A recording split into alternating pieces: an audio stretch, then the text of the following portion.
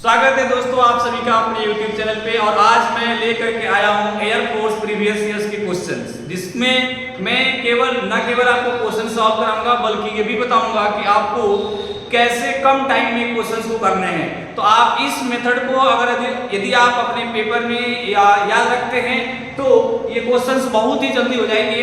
तो शुरुआत करते हैं फिजिक्स के क्वेश्चन 1 से।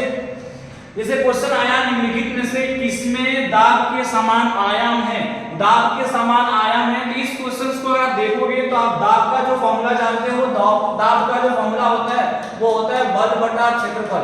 लेकिन कहीं भी ऑप्शन में बल बटा क्षेत्रफल नहीं दिया है, मतलब फोर्स अपॉन एरिया आपको कहीं देखने को नहीं मिलेगा।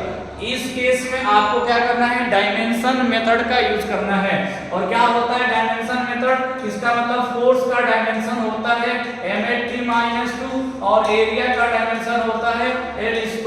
सॉल्व करेंगे आएगा ml−t-2। ठीक है, अब आपको चेक करना है कि चार ऑप्शन में किसका डायमेंशन ml−t-2 है। चलो फटाफट चेक करते हैं। यहाँ पर ऊर्जा है और यहाँ पर क्षेत्रफल है। ऊर्जा का डायमेंशन ml²t-2 होता है और डिवाइड बाय क्षेत्रफल करोगे l² हो जाएगा। l² से l² कैंसिल हुआ, इसमें तो l है ही नहीं, इसका मतलब इसका खेल खत्म, ये नहीं होगा। ठीक है, बात करते हैं ऊर्जा डिवाइड बाय आयतन की। भैया ऊर्जा का क्या होगा डायमेंशन ml²t-2 और आयतन का l3। ठीक है, अब बताओ डिवाइड किया गया है तो l² से l3 में एक l बच जाएगा, बाकी l का खेल खत्म। अब एक बचा तो जब उसको ऊपर लेकर के जाओगे तो क्या बचेगा ml−t-2। तो आपका जो ऑप्शन है वो दूसरा ही मैच कर गया और तीसरा और चौथे जो अलग अलग ऑप्शन दिए गए हैं इसका मतलब कि आपका सेकंड नंबर सही है। और उसके बाद आपको ये 3 और 4 का डायमेंशन निकालने की कोई जरूरत नहीं है। जब आप दूसरे नंबर पे ही अपने आंसर गेन कर लिए तो आपको थर्ड और फोर्थ पर जाने की जरूरत ही नहीं है। ठीक है, आइए दूसरा क्वेश्चन देखते हैं। एक कार्नोट इंजन को आपूर्ति की गई ऊर्जा और किया गया कार्य का अनुसार 4 किलो जूल और 2 किलो जूल है। यदि न्यूनतम तापमान 127 डिग्री सेंटीग्रेड है तो अधिकतम तापमान ज्ञात कीजिए। ऐसे केस में ये एफिशिएंसी वाला क्वेश्चन है और मोस्ट इंपोर्टेंट क्वेश्चन है जो कि आपको लगभग एग्जाम में देखने को इसका क्वेश्चन मिल जाएगा। तो करना क्या होता है, इसके लिए आप फटाफट एफिशिएंसी का फॉर्मूला कर लो, work divide by given heat.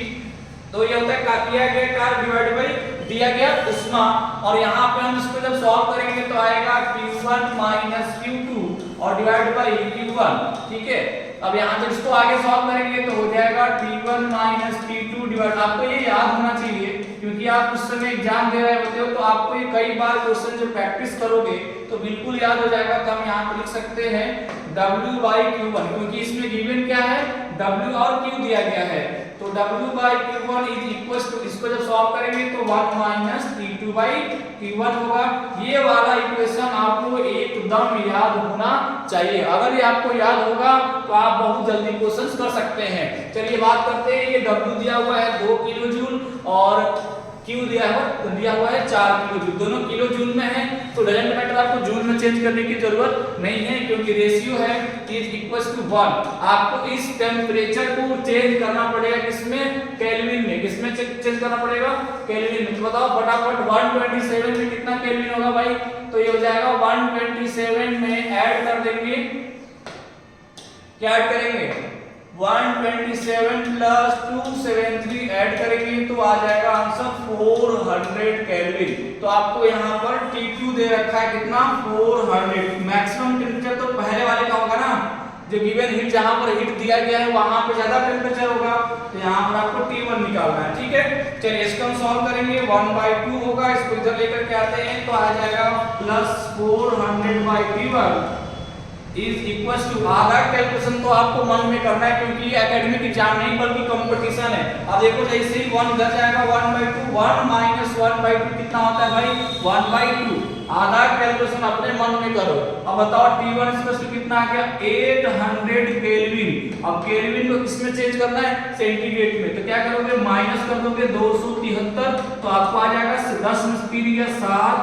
अब यहाँ पे बचेगा 9 में 7 गया 2 और बाकी आ जाएगा आपका 6 में से 7 में 2 गया 5। तो 5 27 degree centigrade. Option number A सही है। ठीक है, ये हुआ आपका दूसरा क्वेश्चन। तो आपको इस क्वेश्चन को देख करके ये फॉर्मूला एकदम रट के जाइए, हो सकता है कि आपको ये क्वेश्चन देखने को मिल जाए। ठीक है,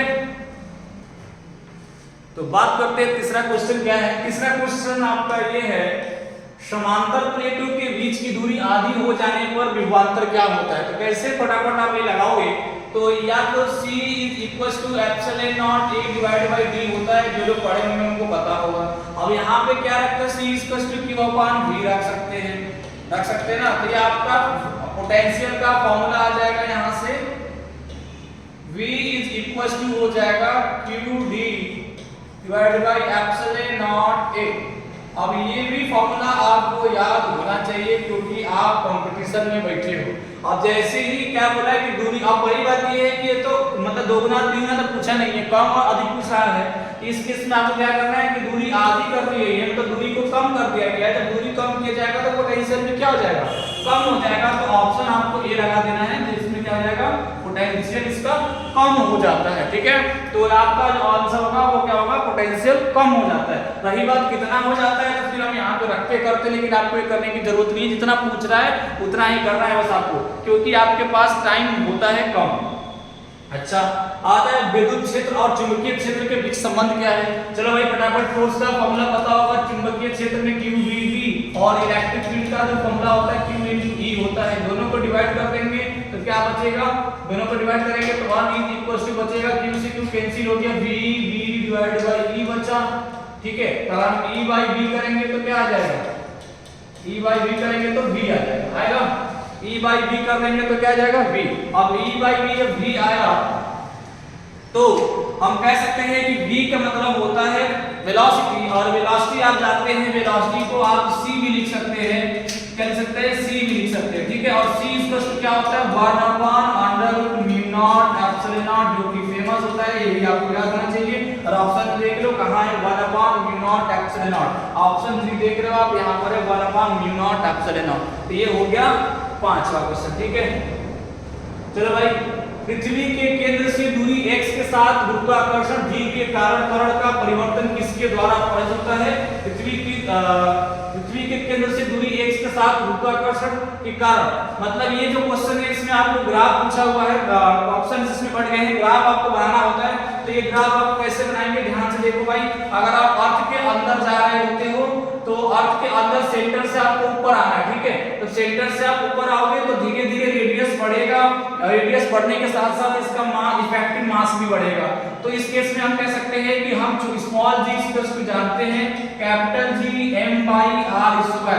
ठीक है, लेकिन ये तब होता है जब ये हम अर्थ के रेडियस में होते हैं। ठीक है, लेकिन अगर हम बात करें डाउनवर्ड डायरेक्शन में तो मास का फॉर्मूला क्या हो जाएगा, जब डाउनवर्ड डायरेक्शन में है तो मास को हम लिख सकते हैं डेंसिटी इनटू वॉल्यूम। तो डेंसिटी इनटू वॉल्यूम की बात करें तो वॉल्यूम का फॉर्मूला होता है 4/3 πr³, और यहां से हम r ही लेके चल रहे हैं तो यहां से हो जाएगा r²। अब ये r² से r³ कैंसिल हो जाएगा, तो कितना बचा 0, और यहाँ पे 4/3 π × r। जब तक आपका रेडियस नहीं आ जाता तब तक आप देख सकते हो g का वैल्यू डायरेक्टली प्रोपोर्शनल है। क्या है, डायरेक्टली प्रोपोर्शनल है। क्यों, क्योंकि जब हम डाउनवर्ड डायरेक्शन मतलब कि सेंटर पे होते हैं उस समय अर्थ का इफेक्टिव मास कम होता है, जैसे जैसे हम ऊपर आते हैं इफेक्टिव मास भी बढ़ता जाता है। तो इस केस में देख सकते हैं कि g का जो वैल्यू होगा वो क्या होगा, r मतलब कि डिस्टेंस x के अकॉर्डिंग वैरी करेगा, मतलब डायरेक्टली प्रोपोर्शनल होगा। लेकिन जैसे ही अर्थ से ऊपर जाने लगेंगे स्मॉल g हो जाएगा Gm/r²। इसका ग्राफ कैसा बनेगा भाई, ग्राफ देखो कैसा बनेगा इसका जो ग्राफ बनेगा वो पहले तो सेंटर से सेंटर पे g का वैल्यू कितना होता है 0, और उसके बाद x के अकॉर्डिंग बढ़ रहा है। अब जहां पहुंच गया रेडियस पे, अब उसके बाद क्या हो गया, घटना शुरू हो गई। तो ये आपका ग्राफ बन जाएगा स्मॉल g का, और ये हो जाएगा x के अकॉर्डिंग। तो अगर ये ऑप्शन में होगा तो आपको यही ऑप्शन लगाना होगा। देख सकते हैं ये इसका ग्राफ होगा। ठीक है, पहले स्ट्रेट लाइन, उसके बाद क्या कह सकते हैं, ये आपका हाइपरबोलिक। ठीक है, तो चलते आगे। चलो भाई, स्टोक्स के नियम सूत्र F -6 π η अभी में ईटा किसका प्रतिनिधित्व करता है। हम बात करेंगे, ये कह रहा है कि आप बताओ ईटा से क्या कहते हैं, ईटा को हम क्या कह सकते सकते हैं भाई कोएफिशिएंट ऑफ विस्कोसिटी, मतलब कि हम कह सकते हैं ये विस्कोसिटी कहते हैं जिसको हम सांद्रता कह रहे हैं, जिसका हम इसको कहते हैं कोएफिशिएंट ऑफ विस्कोसिटी, तो श्यानता होना चाहिए था, जिसको हम क्या कहते हैं श्यानता गुणांक कहते हैं। ठीक है, तो श्यानता गुणांक ऑप्शन नंबर 3 होगा। ठीक है, क्या होगा, इसको हम कहते हैं विस्कोसिटी, जिसको सांद्रता दे रखा है श्यानता कहते हैं, या इसको हम कहेंगे विस्कोसिटी।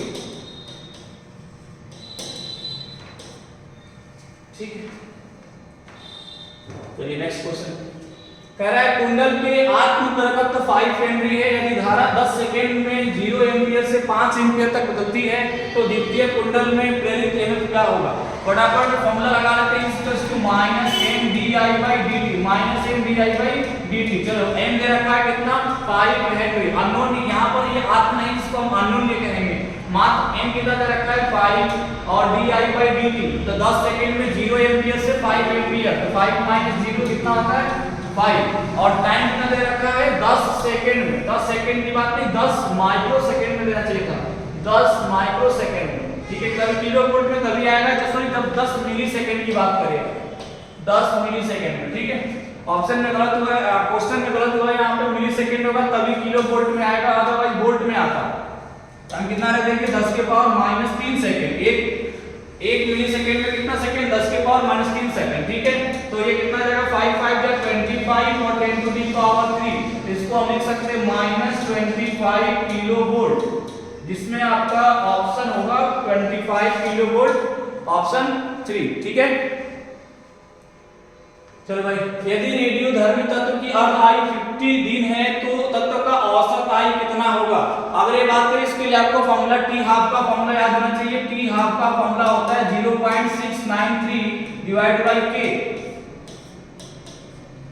ठीक है, और इस के को हम लिख सकते हैं के इक्वल टू होता है 1/टाउ, इसको हम टाइम कांस्टेंट कहते हैं, 6 नियतांक। ठीक है, तब ये 1/टाउ कहते हैं, जहां टाइम क्या है टाइम कांस्टेंट है, तो फिर हम यहाँ पे टाइम को लिखें टी हाफ का फॉर्मूला लिखें तो आ जाएगा 0.693, और यहाँ पर के को लिख सकते हैं 1/टाउ, जैसे ही 1/टाउ लिखेंगे तो टी कहाँ चला जाएगा ऊपर चला जाएगा। ठीक है, ये टाइम आ गया ऊपर, 0.693 इनटू टाइम दे रखा है कितना 50, कितना दे रखा है 50 दिन।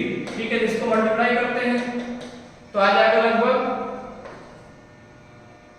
5 के 15 45 और 1 46 और 5 से 30 और 30 और 4 34, तो 34.65 देख सकते हैं, ऑप्शन नंबर 4 34.65 आंसर आ रहा है, तो ये आपका हो जाएगा चौथा सही है। ठीक है, तो ये आपको पता होना चाहिए इसके बारे में। टी हाफ का फॉर्मूला 0.693 डिवाइड बाय के, जहां पर के क्या है 6 नियतांक है, 6 नियतांक हम टाइम कांस्टेंट से लिख सकते हैं के इक्वल टू 1/टाउ। तो ये आया 9 नंबर क्वेश्चन, जिसका ऑप्शन नंबर 4 सही है। चलो भाई, धारा की एसआई इकाई क्या है, इससे बिल्कुल सिंपल क्वेश्चन सब क्या ही पूछ सकता है एयरफोर्स में। धारा की एसआई इकाई होती है एम्पीयर, क्या होती है एम्पीयर, तो ऑप्शन कौन सा है 3 वाला। निम्नलिखित में से किस विद्युत चुंबकीय तरंग की तरंगदैर्घ्य अधिक होती है। आपको पूछ रहा है कि किस वेवलेंथ किसकी, मतलब कौन सी ईएमडब्ल्यू इलेक्ट्रोमैग्नेटिक वेव की जो लैम्डा मतलब वेवलेंथ है वो सबसे ज्यादा होती है। तो आपके लिए इसको आपको ट्रिक याद रखना है कि गामा पहलवान का एक्सरे हुआ, गामा पहलवान का एक्सरे हुआ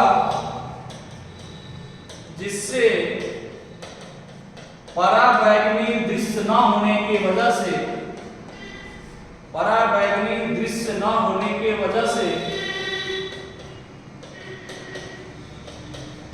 से सूक्ष्म रेडियो दिया गया, सूक्ष्म रेडियो दिया गया। ये आप ट्रिक याद रखेंगे तो आपको ये सभी वेव्स याद रहेंगे। गामा पहलवान का एक्सरे हुआ जिससे पराबैंगनी दृश्य न होने की वजह से सूक्ष्म रेडियो दिया गया। तो ये अगर आप याद करते हैं तो इसमें आपको याद रहेगा कि पहला नंबर पे क्या आता है, गामा से शुरू करते हैं, गामा के बाद आता है एक्सरे, एक्सरे के बाद आता है पराबैंगनी और पराबैंगनी के बाद आता है विजिबल, इसको दृश्य कहते हैं, उसके बाद आता है माइक्रो, उसके बाद आता है रेडियो। अगर हम बात करेंगे ये जो क्रम होता है ये होता है बढ़ते हुए तरंगदैर्घ्य, बढ़ते हुए वेवलेंथ का ऑर्डर होता है, ठीक है। तो अगर सबसे लास्ट पे जाए तो सबसे ज्यादा रेडियो का होता है, लेकिन ऑप्शन में रेडियो नहीं है, तो आप कौन सा मारोगे? माइक्रो। आप देखो माइक्रो का मतलब सूक्ष्म, और सूक्ष्म तरंग का सबसे ज्यादा होगा लैम्डा, क्योंकि रेडियो का होता है और रेडियो के बाद इसका होता है सूक्ष्म का। अगर यहाँ पे रेडियो ऑप्शन में होता तो कौन सा ऑप्शन सही होता? रेडियो वाला, ठीक है। चलो भाई, कह रहा है पृथ्वी पर पलायन का वेग 11.2 किलोमीटर पर सेकेंड है। पृथ्वी से दोगुना बड़े द्रव्यमान और पृथ्वी की आधी त्रिज्या वाले ग्रह का पलायन वेग कितना होगा? एस्केप वेलोसिटी के बारे में आपसे पूछ रहा है। एस्केप वेलोसिटी का फॉर्मूला होता है √2gr, ये आपको पता होना चाहिए। अगर हम बात करें g का वैल्यू लिखे 2 × g कैपिटल M/r², और यहाँ पे हो जाएगा r, तो पूरा फॉर्मूला बन के आ जाएगा √2gm/r। ये होता है एक्चुअल फॉर्मूला। अब इसमें जो जो वो कह रहा है उस तरीके से आप करते जाओ, आपका निकल के आ जाएगा, ठीक है। ये कितना, इसका वैल्यू कितना दे रखा है? 11.2 किलोमीटर पर सेकंड। अब उसने क्या कह दिया कि द्रव्यमान को हम दोगुना कर देते हैं। चलो नया वाला भी बात कर लो न्यू पर, तो उसने वही फॉर्मूला में रखना है 2g, और इसने द्रव्यमान को बड़ा कर दिया, मतलब कि दोगुना, तो 2m कर लो और डिवाइड बाई, उसके बाद क्या कह रहा है कि त्रिज्या को आधा कर लेते हैं, त्रिज्या को r/2 कर लेते हैं। ये 2 2 जा 4 बन जाएगा, मतलब अगर 2gm/r लिखे और ये 2 2 जा क्या बन गया? 4 बन गया, ठीक। तो ये बाहर आके क्या बन जाएगा? 2, और इस वाले का वैल्यू कितना दिया गया था? 11.2, तो कितना बन जाएगा? 2 2 जा 4, और ये हो जाएगा 22.4 किलोमीटर पर सेकेंड। ये आपका हो जाएगा। बहुत जल्दी से आपको करने होते हैं क्योंकि समय बहुत कम होते हैं, तो आपको केवल डेटा याद होना चाहिए, आपको यहाँ तक का फॉर्मूला याद होना चाहिए, और बस जैसे जैसे कह रहा है वैसे वैसे आप उसी फॉर्मूला में उस तरीके से करते जाओ, आपके लास्ट में आंसर आ जाएगा, जो कि बहुत जल्द आएगा।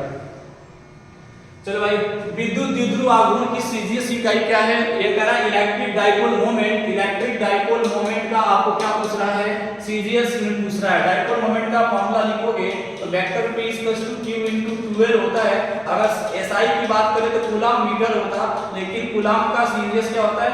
स्टेट कूलम, और मीटर का सेंटीमीटर। तो स्टेट कूलम सेंटीमीटर, कहीं देखो कहीं दिख रहा है क्या? State coulomb. ये गलत हो गया, ये ऑप्शन नंबर 2 होगा। इसमें ये इस डाइपोल ना दे करके स्टेट दिया होगा, स्टेट कूलम होता है, क्योंकि हिंदी में कन्वर्ट करने पर ये स्टेट को डाइपोल लिख दिया है, जबकि क्या होना चाहिए? State coulomb centimetre. तो ऑप्शन 2 सही होगा। याद रखिए, द्विध्रुव आघूर्ण की सीजीएस इकाई स्टेट कूलम सेंटीमीटर होगा। ये जब पीडीएफ को कन्वर्ट कर रहे थे हिंदी में, तो उन्होंने कन्वर्ट करने वालों ने शायद डाइपोल को क्या कर दिया है? स्टेट कूलम को गलत से डाइपोल लिख दिया गया, ठीक है। तो आप इसे क्या करेंगे? आप इसे स्टेट कूलम मानेंगे, ठीक है। कौन सी घटना प्रकाश की कण प्रकृति दिखाती है? कौन सी घटना, ठीक है। कण प्रकृति का मतलब होता है पार्टिकल्स नेचर। तो पार्टिकल्स नेचर कौन सी घटना दिखाती है भाई? तो इसमें हम बात करेंगे विवर्तन बिल्कुल नहीं, परावर्तन बिल्कुल नहीं, प्रकाश विद्युत प्रभाव, फोटो इलेक्ट्रिक इफेक्ट। इसमें एक फोटोन जाकर के डाउनवर्ड एक मेटल से एक इलेक्ट्रॉन्स को निकालता है, तो इसे हम कहते हैं, वो उसका कण प्रकृति होता है, जिसमें फोटोन जाकर के किसी अदर इलेक्ट्रॉन को बाहर निकालता है। तो कौन सा इफेक्ट होता है? प्रकाश विद्युत प्रभाव, फोटो इलेक्ट्रिक इफेक्ट। तो तुरंत आप इस ऐसे क्वेश्चंस को बिना समय लिए लगा सकते हैं, ये आपको याद होना चाहिए। ये सारे घटना, बाकी सब जो होते हैं वो क्या है? वेव नेचर्स की है, ठीक है। चलो भाई, सरल आवर्ती गति कर रहे किसी कण का वेग मध्य स्थिति पर अधिकतम होता है। किस कहां पर? मतलब पूछा है कि मध्य स्थिति पर होता है। यहाँ पे ये गलत तरीके से टाइप हुआ है, यहाँ पे आपको ऑप्शन दिया गया था और पूछा था कि यहाँ पर क्या होता है, ठीक है। ये आपको पूछा गया था यहाँ पर, ये ऐसा ही ऑप्शन में दिया था। ये आप इसका सही आंसर अधिकतम होगा, लेकिन ये आपको क्वेश्चंस में दिया गया था, ठीक है। तो चेक करते हैं, जो मध्य स्थिति होता है जिसको हम कहते हैं मीन पोजीशन। क्या कहते हैं? Mean position. और ये हमारा जहां पर फाइनल पोजीशन, जिसको हम एक्सट्रीम पोजीशन कहते हैं, और एक अदर एक्सट्रीम पोजीशन यहां पर होता है, ठीक है। तो मीन पोजीशन का अगर जब भी क्वेश्चन आएगा तो याद रखो, मीन पोजीशन में वेलोसिटी मैक्सिमम होगी। वेलोसिटी क्या होगी? मैक्सिमम। और एक्सीलरेशन यहाँ पे क्या होगा? 0 होगा। जब एक्सीलरेशन 0 होगा तो फोर्स 0 होगा। फोर्स 0 होगा। यहाँ पर पोटेंशियल एनर्जी मतलब स्थितिज ऊर्जा भी क्या होती है?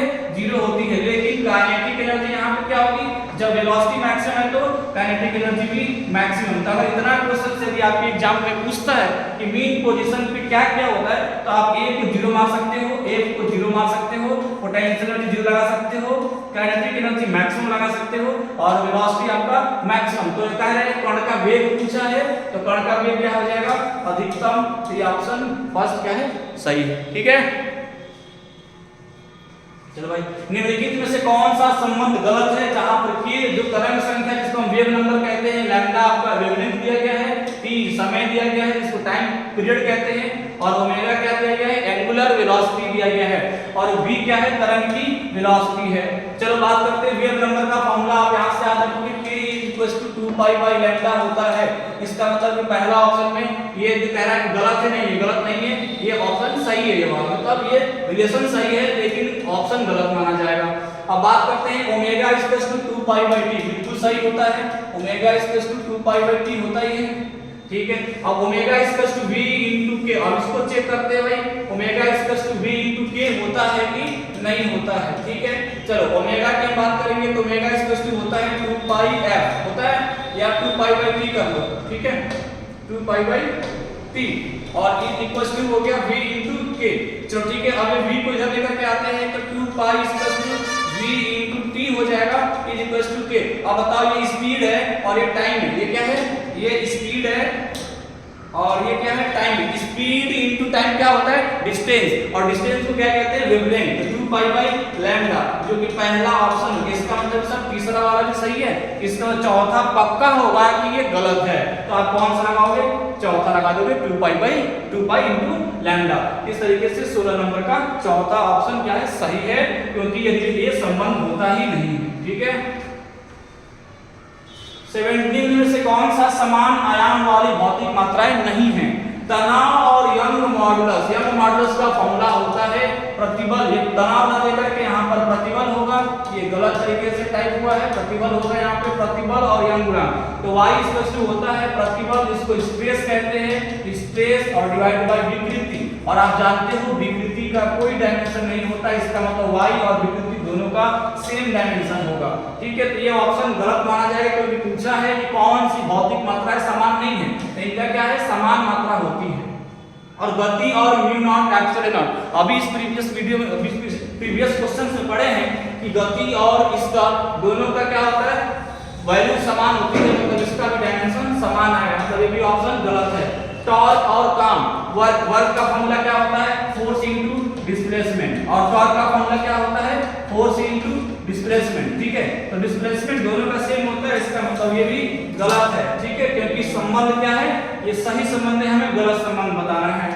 तो पक्का है कि चौथा ऑप्शन क्या हो जाएगा, सही हो जाएगा। ठीक है, चलो 18 नंबर कह रहा है त्रिज्या r साबुन के बुलबुले में अतिरिक्त दबाव किसके अनुपात में है। साबुन के बुलबुले में जो दबाव होता है वो कितना होता है, 4T/r होता है। अगर नॉर्मल लिक्विड होगा तो 2T/r होता है। क्या होता है, 2T/r। लेकिन साबुन के दो पृष्ठ होते हैं तो इसमें हम क्या करेंगे, 4T/r लिखेंगे। तो किसके अनुपात में है, तो 1/r कहीं ऑप्शन में, ऑप्शन नंबर ए सही है। ठीक है, चलो भाई, एंट्रोपी परिवर्तन किस पर निर्भर करता है।